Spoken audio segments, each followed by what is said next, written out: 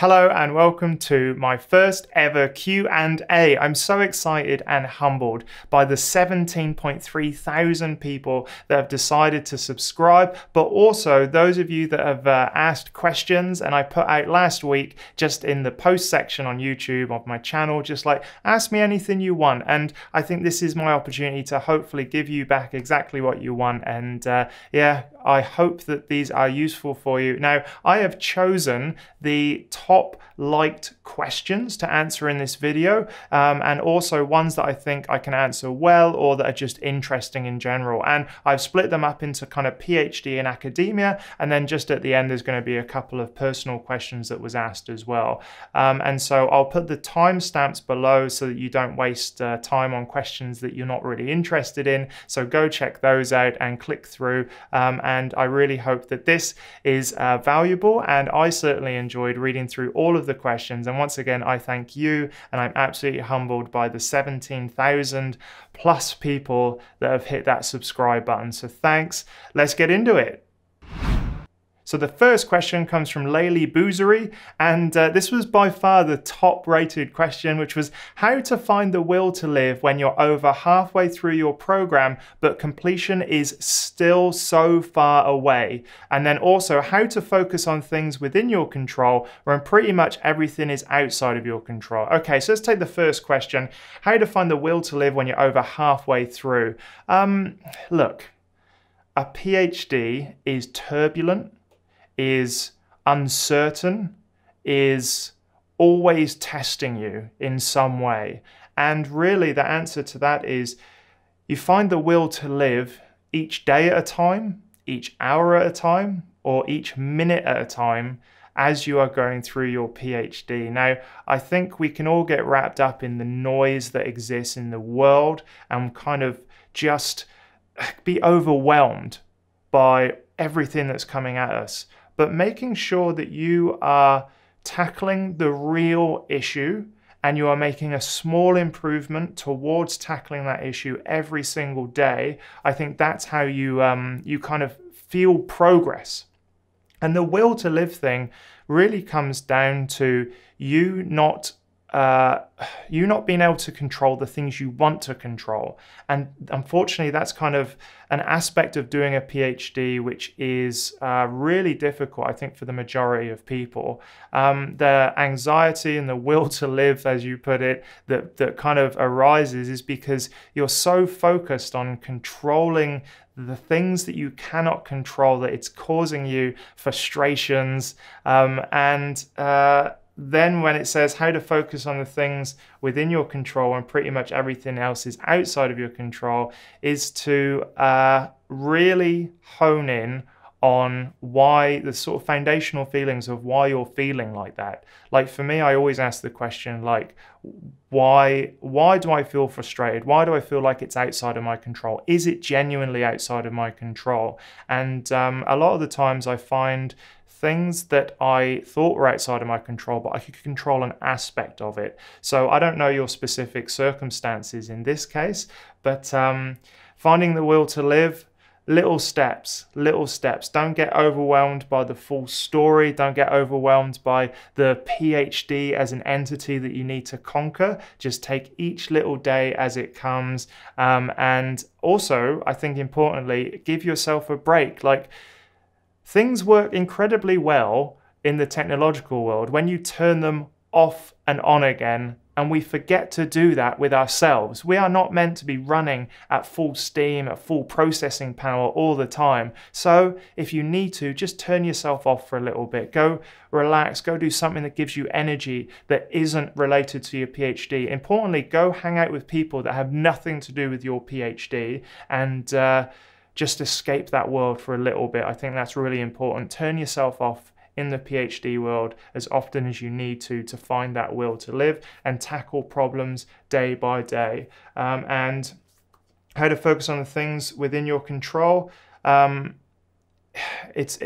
again, there's no sort of simple answer other than breaking down to why you feel like something's out of your control. Is it genuinely out of your control? Is there something you can do? There was a book, The Third Door, and it was talking about, most people kind of that want to get into a club line up at the door. So they're either a VIP or they're just waiting their turn. But there's another entrance, and that's round the back, up the stairs, through the window, knocking on the door, through the kitchen, back. And so that's the kind of approach I would take, is really breaking down what's in your control, and you'll be amazed at the amount of things that are in your control if you just scratch under the surface a little bit and find a way around things. So good luck. Thank you for the question.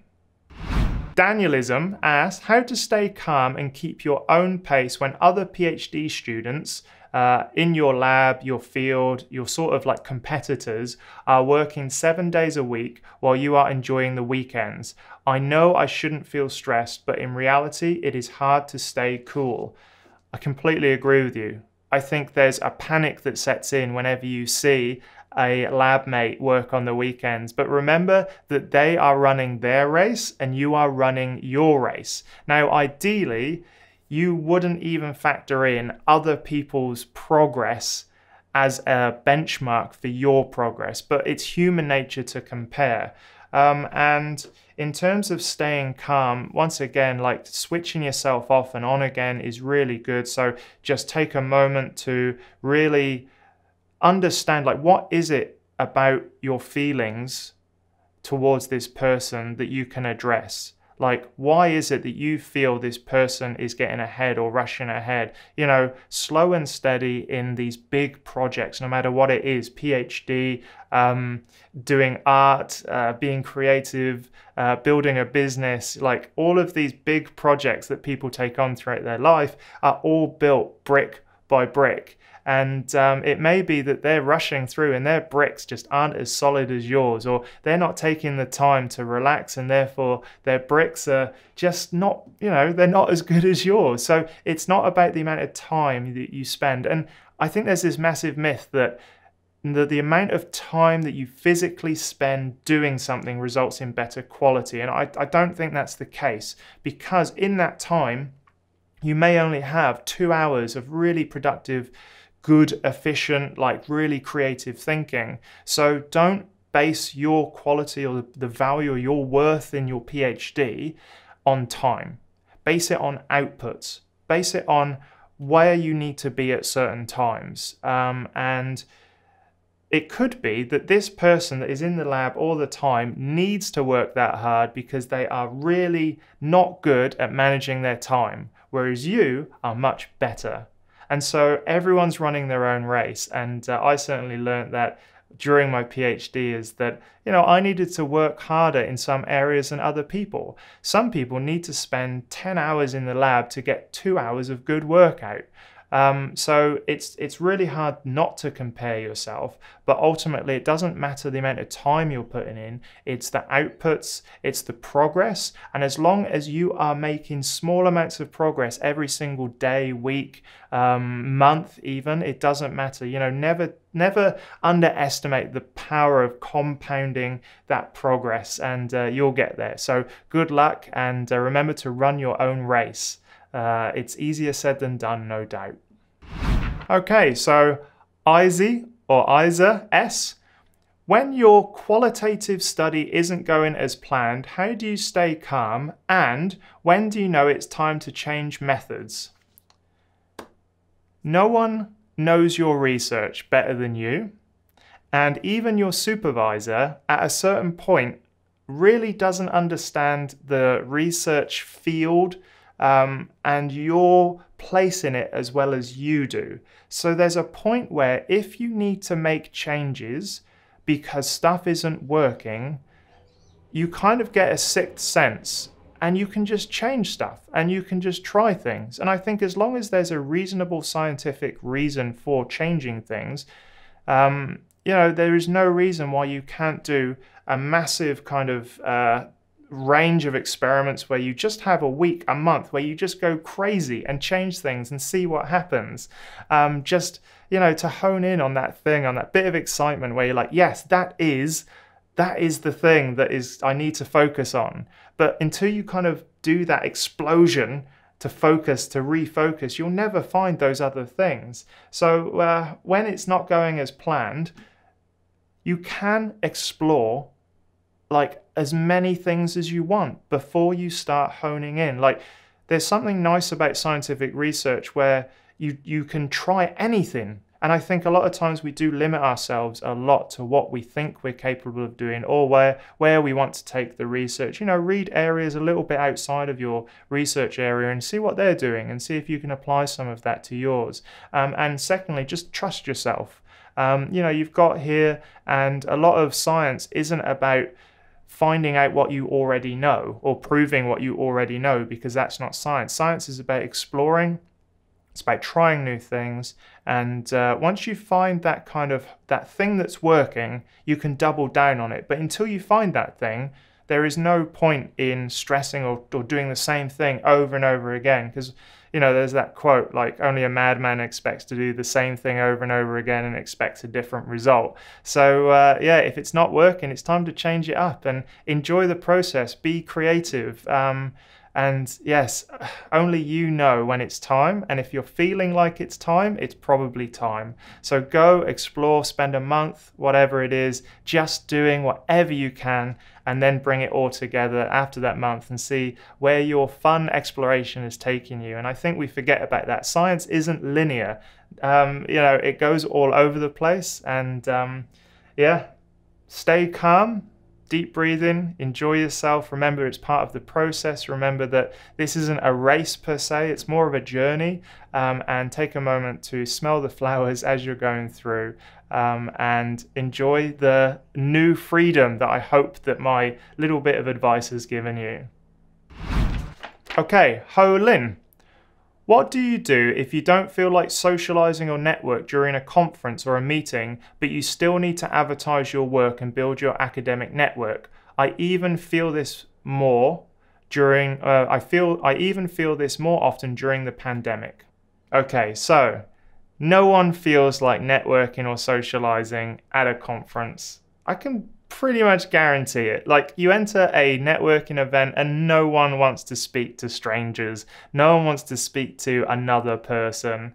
And so sometimes you do have to just push through that barrier. And you'll be amazed once you start speaking to the person that you thought that, you know, you were scared to speak to or whatever. They're just pleased someone's speaking to them, because everyone is awkward. Everyone in these conferences, it's awkward. And networking really happens once you sort of push through that little bit of awkwardness. But also remember that building your academic network doesn't necessarily just mean going to conferences. Like, you can promote your work. And this is something that a lot of scientists kind of don't know or don't take full advantage of. And that is speaking to their university's media department and asking for help in promoting their recent paper, or help in promoting their recent work, or, you know, pitching to them to say, hey, look, I've got this new thing, could you help me? And you can use that kind of to attract people that are interested in your work, rather than going out to networking stuff and sort of hassling people until you find that one person. So you can attract people to you, and it's all about promoting your work. And I'm not talking about, you know, if you're not comfortable and you're not sort of particularly well versed in presenting on YouTube or anywhere like that, you can write a blog article, you can write press releases. There are plenty of other ways to promote your work and build your network. And yeah, you know, when you don't feel like socializing or networking, if it's like to the point where you would be horrible to interact with, don't do it. But for a lot of people, I think when you first enter that networking room, enter it, go in, relax as best you can, and just start talking. The moment you start talking to someone is the moment that all of the kind of negative energy rushes off, and you find that yeah, you can speak to someone for a bit. And also, don't worry about like moving on. One thing that I think in the Western world, particularly in the UK and Australia, is that we feel like we owe it to someone to stay with them for ages once we start speaking with one person at a conference. But if the conference, you know, if the conference meeting or you know, the person you're speaking to isn't going well, you can move on. And that's the great thing. You don't have to be rude about it. You can be like, well, thanks so much for your time. Good luck with your research and your experiments. I'll see you around, and you can just move on if it's not fruitful. You don't owe anyone anything. You can go in, find some interesting people to talk to, you know, have a few questions that you normally ask, like, what are you researching? Oh, that's great. What's the biggest issue you're facing at the moment? Or have you got any interesting experiments planned? That sort of stuff. And yeah, get past that initial hurdle. And then if it's not interesting, or there's no connection, or it's not a suitable match for you and your research, you can just move on. So yes, that anxiety around having to kind of stay with someone when it's just not clicking is yeah, something that I think we all feel, but you can get past it. And building your academic network, like I said, content I think is fantastic. The internet is a great place to leverage your work to attract people for academic kind of collaborations or whatever it is. So there are lots of other ways other than a conference. I think they're completely underutilized by researchers. Okay, the next question comes from Savannah. What criteria would be most helpful when trying to decide if you need a break from academia or if it just isn't for you? For example, for someone wrapping up a difficult master's experience who loves research and normally loves a challenge but got a lot more than she bargained for and doesn't know if she wants to keep pursuing a career in research. You can take a break. Like, once again, your career doesn't have to be linear. It's not about staying on one path and then following it through to the end. You can absolutely take a break. And I think the one thing that stops us from taking a break is our ego, is people's expectations of us, is our own bartering system that we've come up with ourselves. You know, like, you're clever, so you need to go all the way to the end. You've been offered a PhD, you need to go all the way to the end. You can absolutely take a break for a year and find something that you truly want to do, or explore the world. You know, it's really tough, and I think that the fact that we are the clever people really is insidious, and it really sort of plays to our egos. And as clever people, we're like, yes, of course I need to get a PhD. But, you know, if you're not feeling it, there's no need. You can explore the world to find out if there's something else out there for you. If you need a break from research, or if it isn't for you, like, there's no problem. There's no shoulds in the world. You know, all of these are social constructs and expectations and goals, or it can just result in unhappiness. So really explore what you want to do. And if you find yourself saying like, should, well, I should do it. Well, you know, I've invested this much time in it, so I should. Like, really question anything that pops up with the word should in it, because you shouldn't have to do anything. You have to just make sure that it's the right decision for you. You have to create your own path. And if you want a break, and if you're feeling like a break, take a break. You can always come back to it. There's plenty of opportunities, even 2, 3, 5, 10 years down the line, to do a PhD again. Academia will always be there. They'll always want more people in the research field creating papers for the hires up in the universities. So yes, if you don't know, go and explore. Yes, go explore. The world is full of opportunities, full of fun things, and you know, there's no point spending it being miserable in a career that you're not sure about. After exploring for a bit, you may find, yes, that was the thing for me. But until you know that, until you've got a point of reference, it will be hard. So go, explore, enjoy yourself, take a break off, go for a gap year, do something crazy. You only get one life. Okay, the next question. Archimedes asks, hi Andy, thanks for this opportunity to get some insights. My pleasure. Is it possible to complete a PhD without delivering conference papers? I'm in my first year and have terrible stage fright, and I'm worried this will hinder me from successfully completing my program. Yeah, absolutely. There's no reason you need to go to conferences at all, really, because ultimately the thing that will get you your PhD is a panel of academics saying, yes, this is original research and this person deserves a PhD. If you get stage fright and you don't want to present with people, that's absolutely fine. There is an opportunity to present posters, and let me tell you something about poster presentations. I was thinking about doing this like a video about conferences and the things they don't tell you, but a conference presentation comes in two sorts: oral, where you stand up and you speak, or a poster presentation. And you can even select that you prefer to do a poster presentation, and all you do is you create a poster, you stand next to it, you drink whatever you're drinking, often it's alcohol, and people come and ask you things about the work. It's super informal, it's not, and a lot of times no one asks you anything because there's hundreds of posters, people feel like they have to be there, and it can be an awesome way to attend a conference, get some information, go and network, go hang out with friends at a conference, but also not have to sort of do the stage fright thing and the thing that scares you. So yes, you can absolutely get a PhD without ever attending a conference, because that is really not part of the process formally. It would look great if you had the opportunity to go to conferences, but other than that, yeah, you don't have to do it. And if you do go, do a poster presentation where you stand next to your poster and no one asks you any questions and then you leave. That is also another way of doing it. So yes, you can actually do it. Enjoy. The next question comes from Melanie Gucwa, and she says, I'm starting my PhD this summer and I am definitely excited, but should I also be nervous? What should I expect from my first year as a PhD student? And do you have any advice for starting out in your PhD and living in a new place at the same time? So, Melanie, should you be nervous?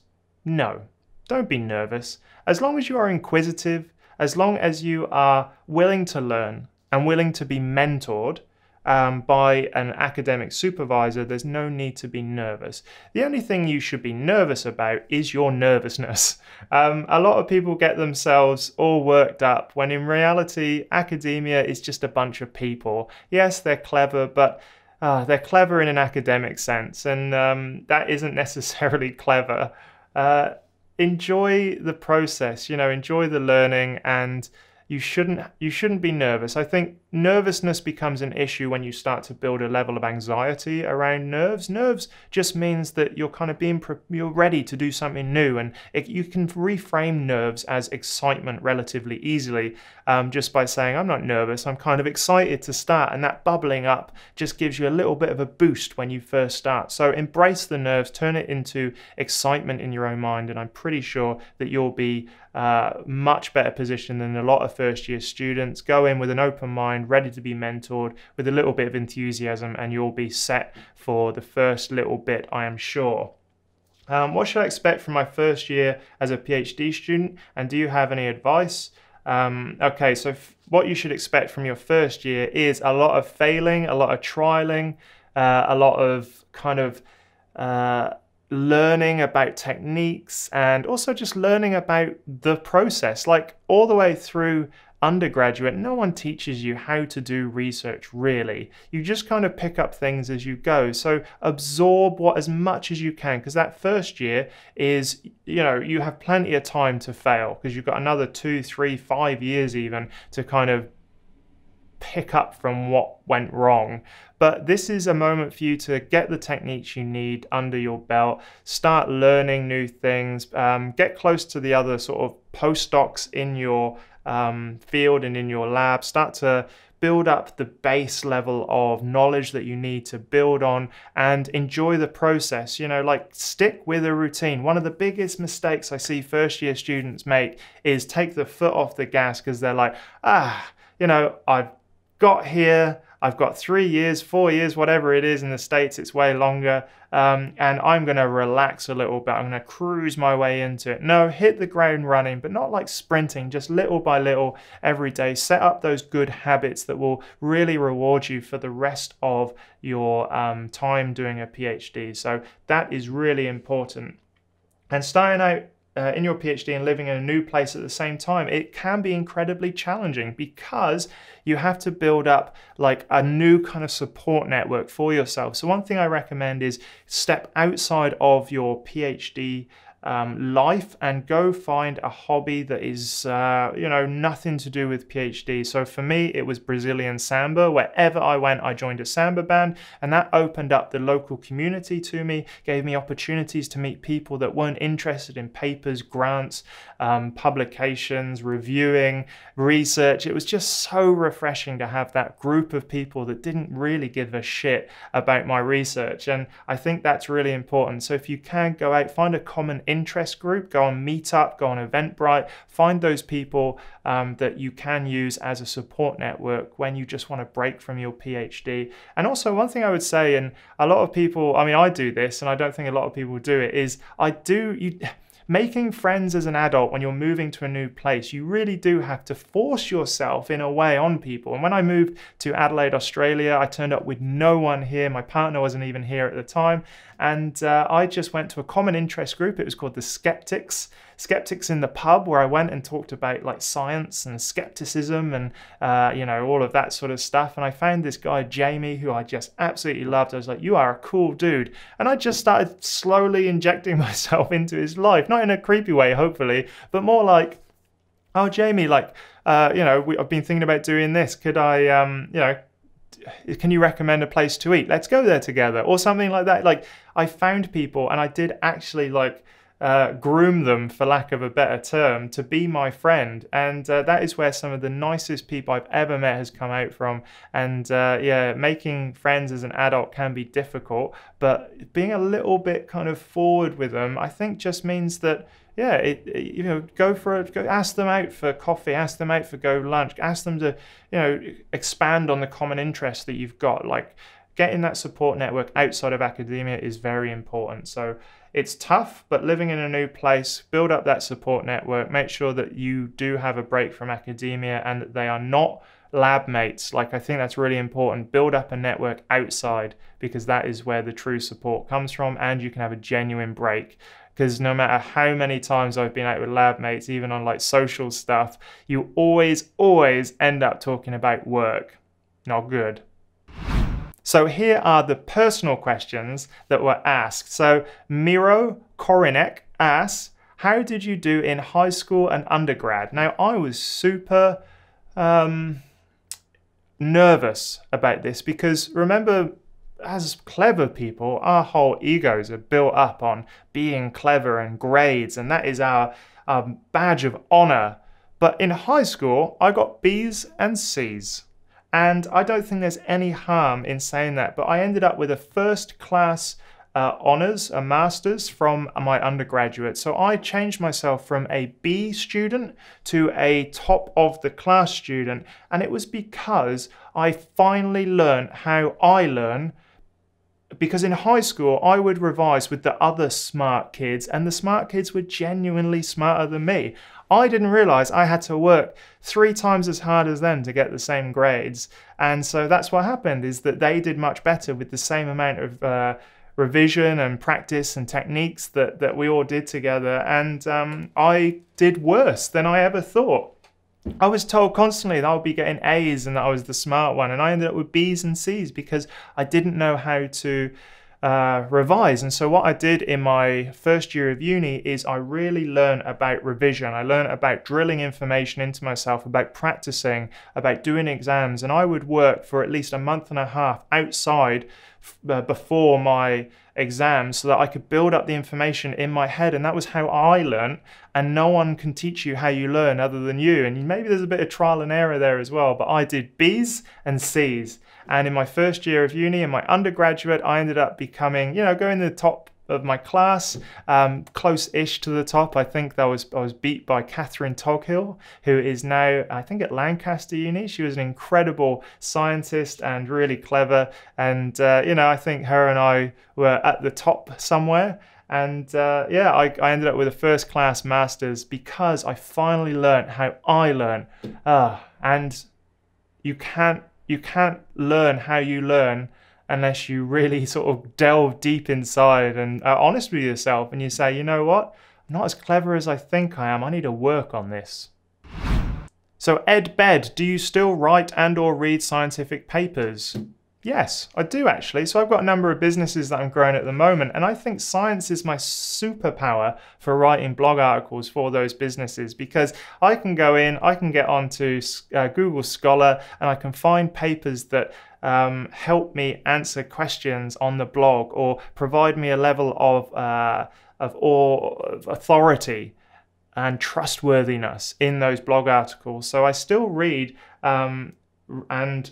scientific papers, but I don't write any anymore. I've written, I think, probably 14 or 15 papers during my time in my postdocs and undergraduate and PhDs and that sort of stuff. But yeah, I don't write them, but I still read them. And occasionally on my Google Scholar profile, something will pop up that I go, oh, that's kind of interesting, and I'll have a little bit of a read. It's kind of nice, isn't it? I hadn't thought about that. That's kind of nice that I'm still a little bit in the academic world, even as a lurker.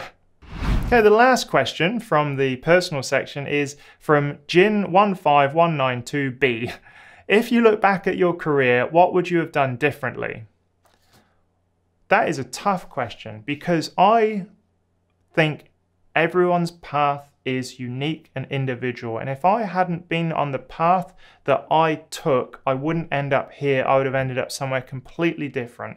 Now, I did a PhD because at the time it was the thing that I thought would get me the most happiness, and I equated happiness with being clever and earning money, and a PhD doesn't prove either of that you're clever or that you're going to earn a lot of money. And so that process enabled me to learn how I learn. The research scientific skills are fantastic. And then I took that across to stuff that I do actually like, which is science communication, and then writing articles and producing videos, which then ended me up with a science communication company, verbalize.science, and now producing blog articles for my businesses, and also growing a YouTube channel. So all of that process relies on me doing each one of the things that I've done along the way, and no one else, I don't think, has kind of come my path, because it's my path. So I wouldn't do anything differently, but maybe I wish I had read more about sort of internal work, like being more reflective, being happy, understanding that, we take things far too seriously, that really happiness is the lack of desire, is the ability to be content with what you've got and not always pursuing that goal or that dream too intently. Because I think Naval Ravikant said something which I read recently, which was that a desire or a goal is a contract you write with yourself to be unhappy until you get that thing. And I think we just keep bouncing from desire to desire because that's the world we live in. We're constantly told stuff. So I wish I had done a little bit more work around that when I was younger. That's what I think I would do differently. But at the same time, maybe I wasn't ready to hear those messages. Maybe I wasn't ready to absorb and process that sort of information. I was so focused on being a scientist and being right and being empirical and evidence focused that maybe I didn't want to hear it at the time. So it's a really tough question, and what I would have done differently is, I'm sorry, probably not much. It's my journey, and your journey will be unique to you too. So embrace it, enjoy it, and where you end up is where you should end up because of the choices that you've made along the path. Yes. So there we have it. I hope that was really useful for you. I hope that there was some little nuggets of gold in there that you can take away for your PhD and your academic career and life in general. Let me know in the comments what you think, if there's anything in there that stood out, and I shall see you in the next video. Remember to subscribe to my newsletter at andrewstapleton.com/newsletter, where I'll be doing lots of giveaways, where I'll be doing invite-only Q&As soon, all of that sort of stuff, and you only get the content from the newsletter, and it's growing. We're up over 1,000 people at the moment, so it's fantastic. And to be in the insider group, go sign up there. All right, have a fantastic day, and I'll see you in the next video.